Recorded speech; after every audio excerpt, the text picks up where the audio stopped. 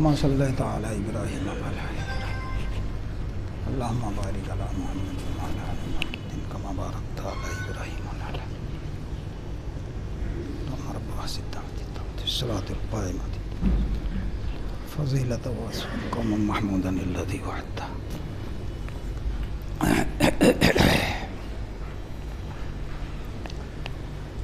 बिस्मिल्लाहिर्रहमानिर्रहीम। इन्नल हम्दलिल्लाह नहमदुहु व नस्तईनुहु व नस्तगफिरुहु व नऊज़ु बिल्लाहि मिन शुरूरि अनफुसिना व मिन सय्याति अमालिना मन यहदिहिल्लाहु फला मुदिल्ल लहु व मन युद्लिल फला हादिय लहु व अशहदु अल्ला इलाहा इल्लल्लाहु वहदहु ला शरीका लहु व अशहदु अन्न मुहम्मदन अब्दुहु व रसूलुहु। या अय्युहल्लज़ीना आमनुत्तक़ुल्लाहा हक़्क़ तुक़ातिही व ला तमूतुन्ना इल्ला व अंतुम मुस्लिमून। या अय्युहन्नासु इत्तक़ू रब्बकुमुल्लज़ी ख़लक़कुम मिन नफ़्सिन वाहिदतिन व ख़लक़ मिनहा ज़ौजहा व बस्सा मिनहुमा रिजालन कसीरन व निसाअ वत्तक़ुल्लाहल्लज़ी तसाअलून बिही वल अर्हाम इन्नल्लाहा काना अलैकुम रक़ीबा। या अय्युहल्लज़ीना आमनुत्तक़ुल्लाहा व क़ूलू क़ौलन सदीदा युस्लिह लकुम आमालकुम व यग़फ़िर लकुम ज़ुनूबकुम व मन युतिइल्लाह व रसूलहु फ़क़द फ़ाज़ फ़ौज़न अज़ीमा। अम्मा बाद फ़इन्न खैरल हदीस किताबुल्लाह व खैरल हदी हदी मुहम्मदिन सल्लल्लाहु अलैहि वसल्लम व शर्रल उमूरि मुहदसातुहा व कुल्लु मुहदसतिन बिदअह व कुल्लु बिदअतिन ज़लालह व कुल्लु ज़लालतिन फिन्नार। अऊज़ु बिल्लाहि मिनश शैतानिर रजीम। बिस्मिल्लाहिर रहमानिर रहीम। लक़द मन्नल्लाहु अलल मुमिनीना इज़ बअसा फ़ीहिम रसूलन मिन अनफुसिहिम यतलू अलैहिम आयातिही व युज़क्कीहिम व युअल्लिमुहुमुल किताब वल हिकमह व इन कानू मिन क़ब्लु लफ़ी ज़लालिम मुबीन। सूरह आले इमरान आयत नंबर 164। बुज़ुर्गान दीन, उलमाए किराम, इस्लामी भाइयों और अज़ीज़ों और मिल्लत की माँओं और बहनों,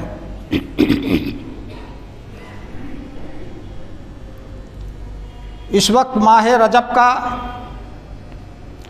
रजब हम सब पर साया फगन है।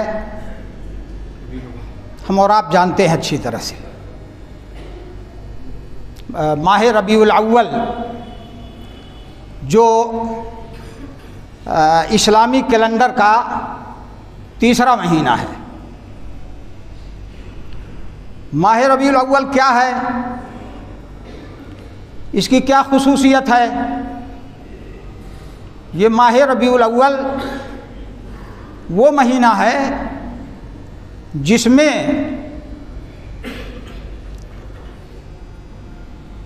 खातिमुल अंबिया रहमतुल लिल आलमीन शफीउल मुज़निबीन जनाब मुहम्मदुर रसूलुल्लाह सल्लल्लाहु अलैहि वसल्लम की बेइज्जत हुई।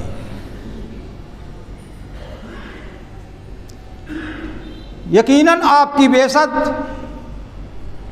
हमारे और आपके लिए और पूरी उम्मत मुस्लिमा के लिए बहुत बड़ी नेमत है।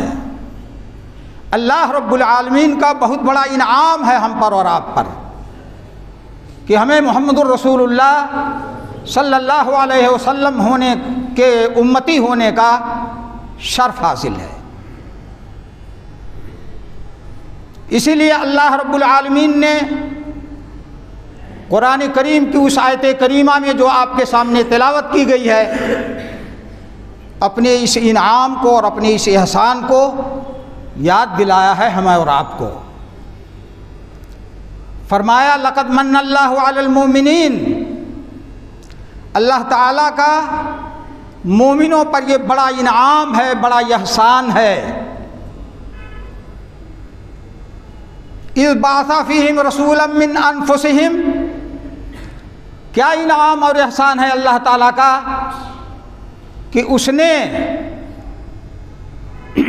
तुम्ही में से, मोमिनों ही में से यानी इंसानों में से अपना आखिरी नबी और रसूल भेजा।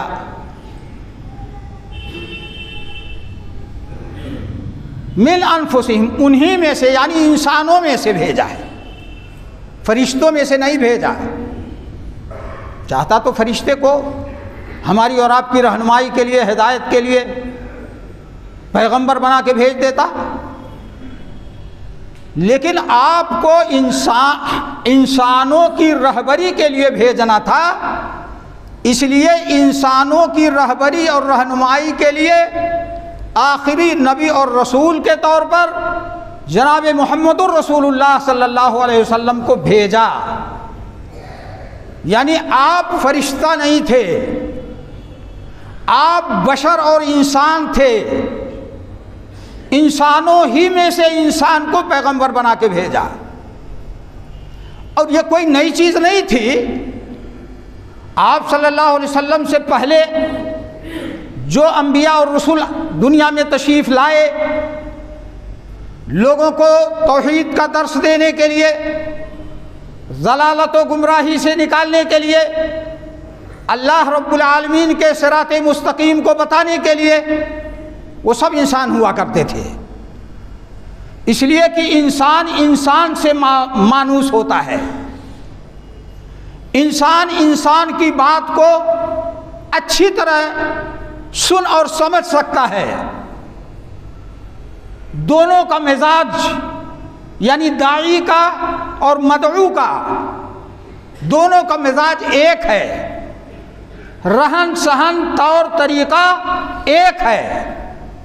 इसलिए फरिश्ता के बजाय अल्लाह ताला ने इंसानों को नबी और रसूल बना के दुनिया में भेजा। मुहम्मद रसूलुल्लाह सल्लल्लाहु अलैहि वसल्लम भी इंसानों में से एक इंसान थे। आपकी जिम्मेदारी क्या थी? यतलू अलैहिम आयातिही, मुहम्मदुर रसूलुल्लाह सल्लल्लाहु अलैहि वसल्लम को अल्लाह ताला ने भेजा कि अल्लाह की आयतें तिलावत फरमाएं, लोगों को अल्लाह की आयतें पढ़ पढ़ के बताएं, उसका माना और मतलब समझाएं। यतलू अलैहिम आयातिही व युज़क्कीहिम, दूसरी जिम्मेदारी आप पर यह डाली गई इस आयत करीमा में कि लोगों का, इंसानों का तज़किया फरमाएं, पाक साफ करें। आप जानते हैं जब प्यारे नबी मोहम्मद रसूलुल्लाह सल्लल्लाहु अलैहि वसल्लम की बेइज्जत हुई, उस वक्त क्या माहौल था, लोगों के क्या हालात थे। लूट खसूट, चोरी डकैती, बदमाशी, शराब कबाब, ज़िना, बच्चियों को दरगोर करना, औरतों को इंसान समझने के बजाय जानवरों से ज़्यादा बदतर समझना, ये सारी गलाज़तें और जलालतें और गुमराहियाँ उस वक्त मौजूद थी, इंसानों में पाई जा रही थी। तो उनका तज़किया करने के लिए, उनके अकायद की सफाई के लिए, उनके अखलाक व किरदार को पाकीज़ा बनाने के लिए और जो दूसरी गलाज़तें और गंदगियाँ थीं मुआशरे और सोसाइटी में, उनसे पाक करने के लिए अल्लाह ताला ने आपको भेजा। व युअल्लिमुहुमुल किताब वल हिकमा, तीसरी जिम्मेदारी बताई गई आखिरी नबी और रसूल मोहम्मद सल्लल्लाहु अलैहि वसल्लम की, लोगों को किताब और हिकमत की तालीम दें। तिलावत में जो पहली जिम्मेदारी दी गई अल्लाह की तरफ से, यतलू अलैहिम आयातिही, तो तिलावत में तालीम भी शामिल है। जब तालीम आप देंगे, किसी को पढ़ाएंगे कुरान करीम, तो जाहिर है कि तिलावत उसमें शामिल है। लेकिन तिलावत को अल्लाह ताला ने अलग से बयान फरमाया और किताब और हिकमत की तालीम को अलग से बयान फरमाया। इसमें भी बारीकी है। ये बताना मकसूद है कि तालीम किताब और हिकमत में अक्सर मुफस्सिरीन ने हिकमत की तफसीर हदीस रसूल सल्लल्लाहु अलैहि वसल्लम से की है और किताब से मुराद किताबुल्लाह यानी कुरान मजीद है। यानी आपकी ये जिम्मेदारी है कि कुरान करीम और हदीस रसूल की तालीम दे, लोगों को सिखाएं, माना मतलब बताएं। और उसके पहले तिलावत का हुक्म दिया गया। ये बताते खुद एक इबादत है। ये बताना मकसूद है कि तिलावत आदमी को माना मतलब समझ के करना चाहिए। ये हर मुसलमान से मतलूब है। कुरान का तकाज़ा यही है कि हम और आप उसका माना मतलब समझ के पढ़ें। एक खत आ जाता है, एक टेलीग्राम आ जाता है। अब तो खैर टेलीग्राम वगैरह का दौर ही ख़त्म हो गया, अब तो मोबाइल का दौर आ गया।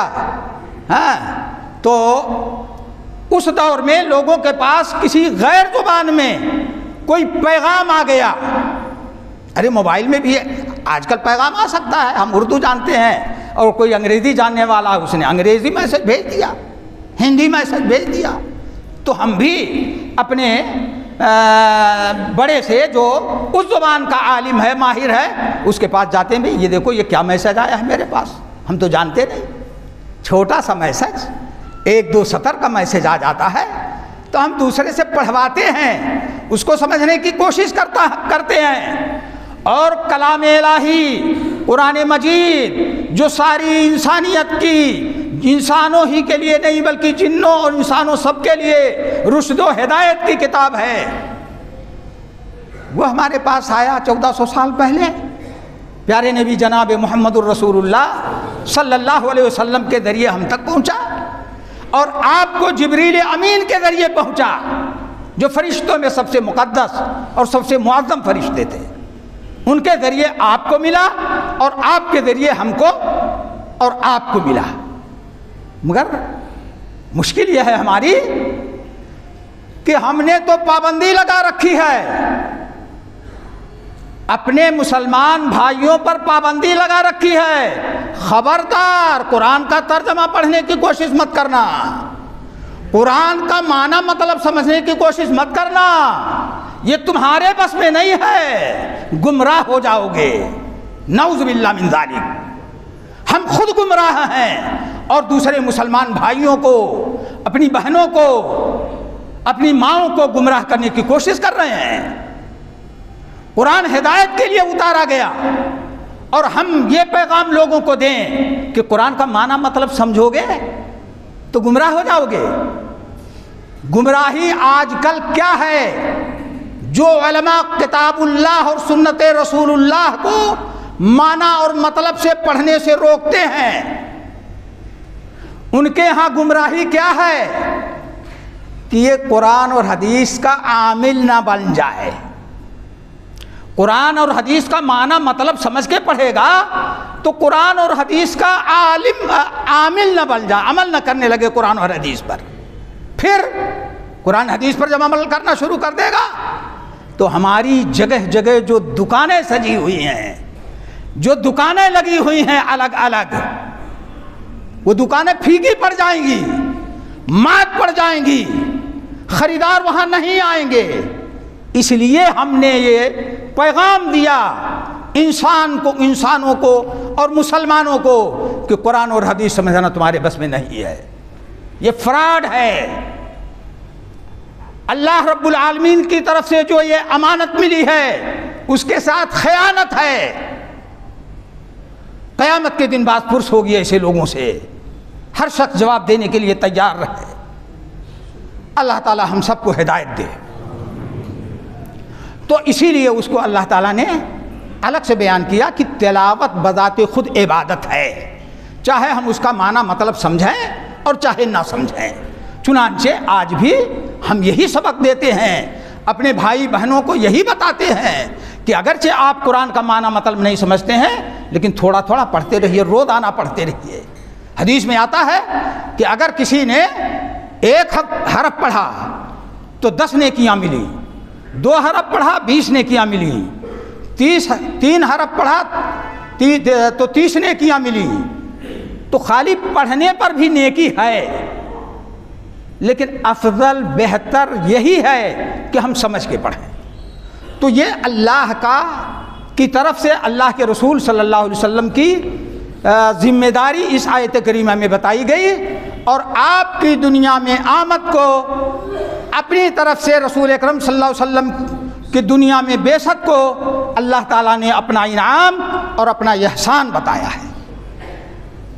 इनाम और एहसान के सिलसिले में फिर अल्लाह की तौफीक होगी तो किसी वक्त गुफ्तगू की जाएगी।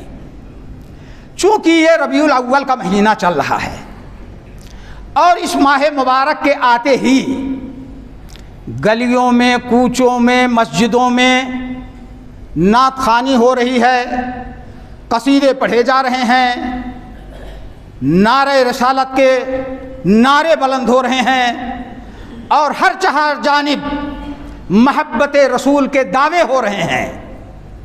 हर मकतब फ़िक्र, किसी भी मकतब फ़िक्र का मानने वाला हो, सबका दावा है। क्या दावा है? दूसरे लफ्ज़ों में मैं आम अल्फाज में बयान करना चाहता हूँ कि मुहम्मदुर रसूलुल्लाह सल्लल्लाहु अलैहि वसल्लम हमारे नबी हैं। गोया दावा है हम सबका कि मुहम्मदुर रसूलुल्लाह सल्लल्लाहु अलैहि वसल्लम हमारे नबी हैं, क्योंकि असली मोहब्बत करने वाले रसूल अकरम सल्लल्लाहु अलैहि वसल्लम से हम हैं। आप सोचिए, मुआशरे पर निगाह डाल के देखिए, क्या ये हकीकत नहीं है जो बात मैं आपके सामने अर्ज कर रहा हूँ? हर शख्स का यही दावा है कि असली मुहिब्बे रसूल हम हैं। हर शख्स का दावा है।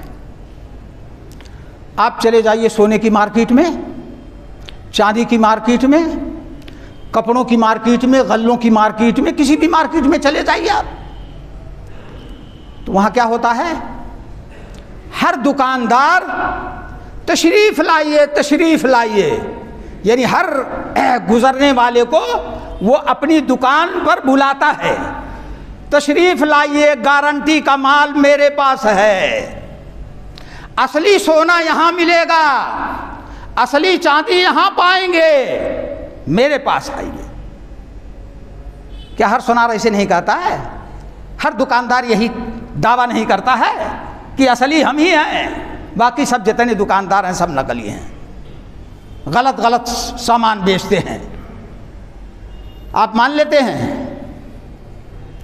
आप तस्लीम कर लेते हैं कि वाकई ये सही है, आंख बंद करके जा करके सोना चांदी खरीद लेते हैं, उससे रेशम का और दूसरे कपड़े जिनमें मिलावटें काफ़ी होती हैं आंख बंद करके खरीद लेते हैं। मैं तो समझता हूँ कि ऐसा कोई नहीं करता होगा जिनको अल्लाह ताला ने अक्ल और शूर से नवाजा होगा, कोई नहीं करता।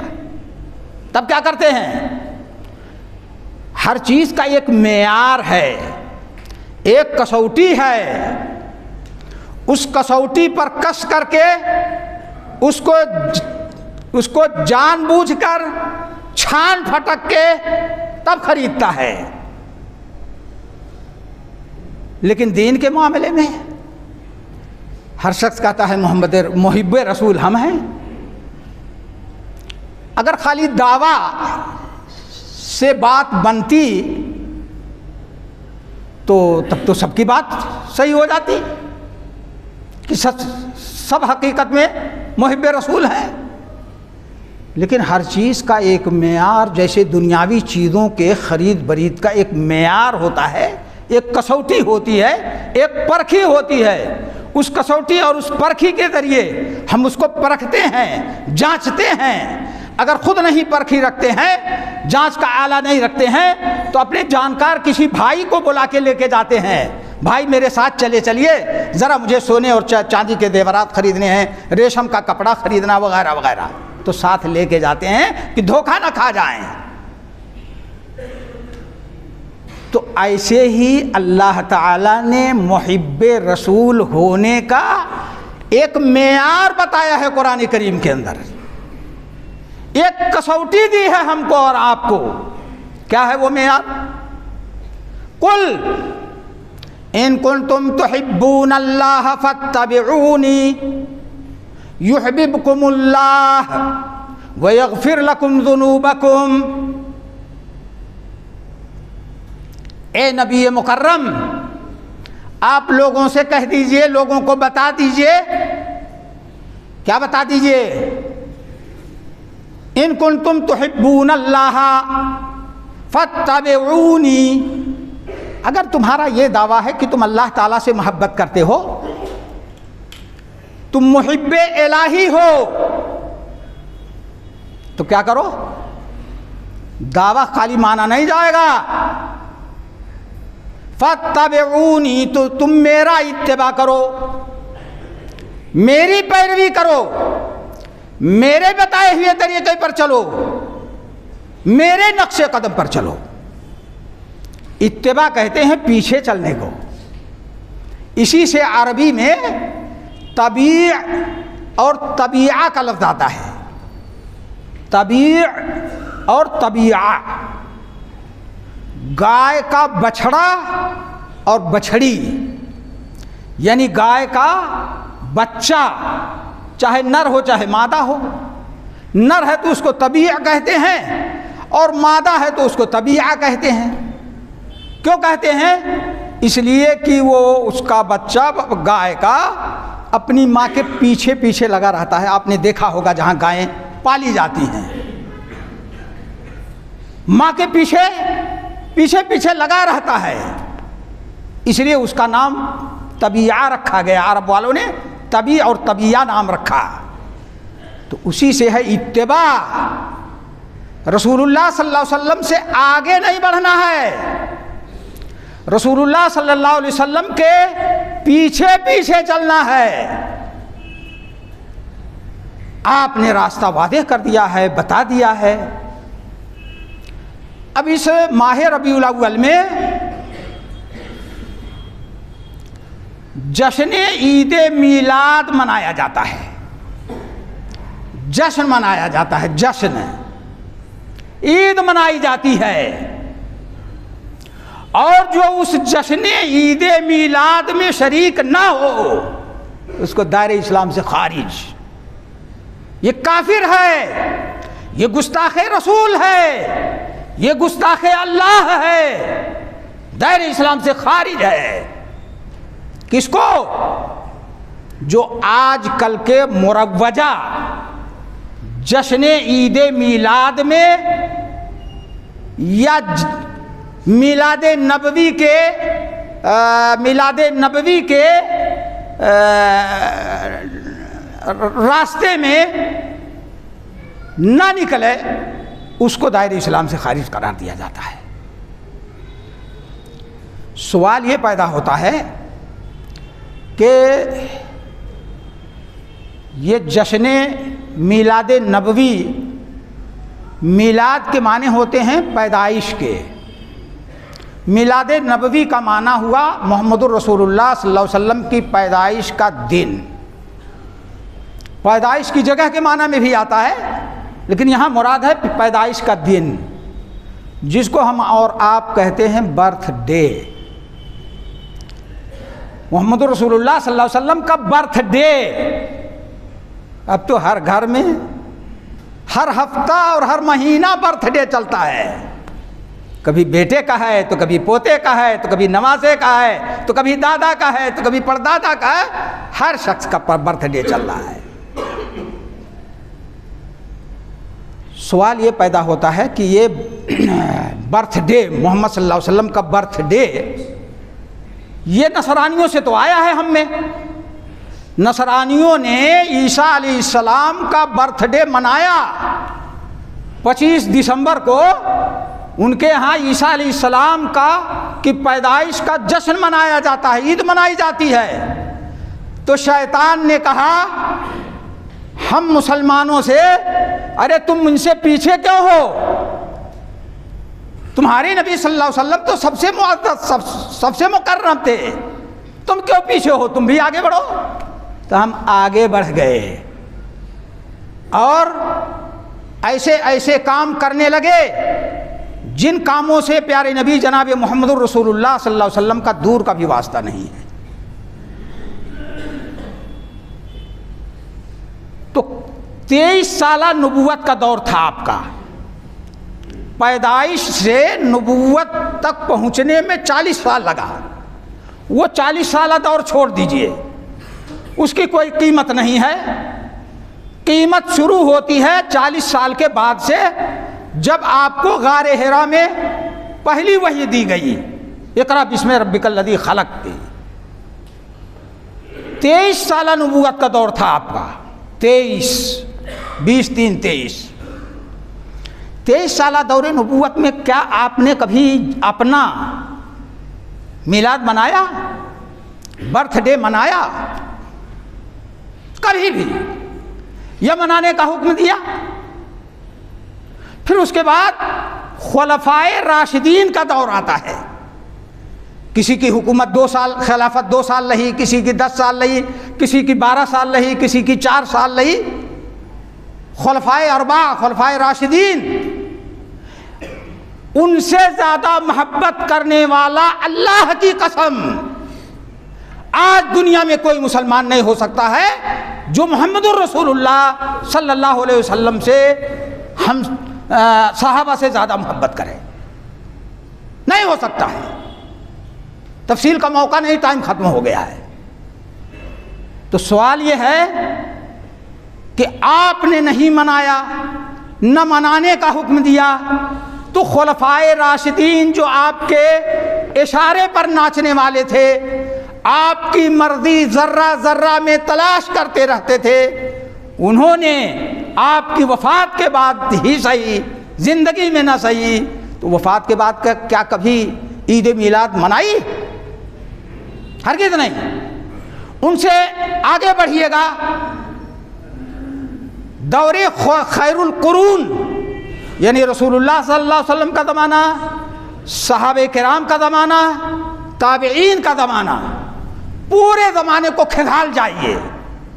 एक एक वरक की एक एक सफ़ा की वरक गर्दानी कर डालिए। कोई एक दलील और एक मिसाल नहीं पेश कर सकता कि उस दौर में जिसको दौरे खैरुल कुरून कहा गया है, उसमें ये ईद मिलाद मनाया हो। तो गया हम रसूलुल्लाह सल्लल्लाहु अलैहि वसल्लम से बहुत आगे निकल गए। नऊज़ुबिल्लाह मिन ज़ालिक। सहाबे किराम रज़ी अल्लाहु अन्हुम, जिनमें खुलफाए अरबा हैं, अशराए मुबश्शरा बिल जन्ना, 10 वो सहाबा जिनको ज़िंदगी में अल्लाह के रसूल सल्लल्लाहु अलैहि वसल्लम ने जन्नत की बशारत दे दी थी, एक दलील नहीं मिलेगी। फिर किस बुनियाद पर हम जश्न ईद मिलाद मनाते हैं और मोहब्बत रसूल का दावा करते हैं? मालूम हुआ कि ये झूठ है, फरेब है, दगा है। अल्लाह ताला हम सबको किताब व सुन्नत पर चलने की तौफीक अता फरमाए और अपनी मर्ज़ी के मुताबिक ज़िंदगी गुजारने की तौफीक अता फरमाए। हमारी और आपकी लग़्ज़िशें और गलतियाँ माफ़ फरमाए। रब्बुल आलमीन हमें कुरान और हदीस को समझ करके अपनी ज़िंदगी गुजारने की तौफीक अता फरमाए और वही काम ले जिससे वो राज़ी हो, और वही काम ले जो जन्नत से करीब करने वाला हो, और उन तमाम कामों से दूर फरमाए हमें और आपको और पूरी मिल्लत इस्लामिया और इंसानियत को, जो जन्नत से दूर करने वाला और जहन्नम से करीब करने वाला हो। अल्लाह ताला ऐसे कामों से हम सबको बचाए। व आखिर दावाना अनिल हम्दुलिल्लाहि रब्बिल आलमीन।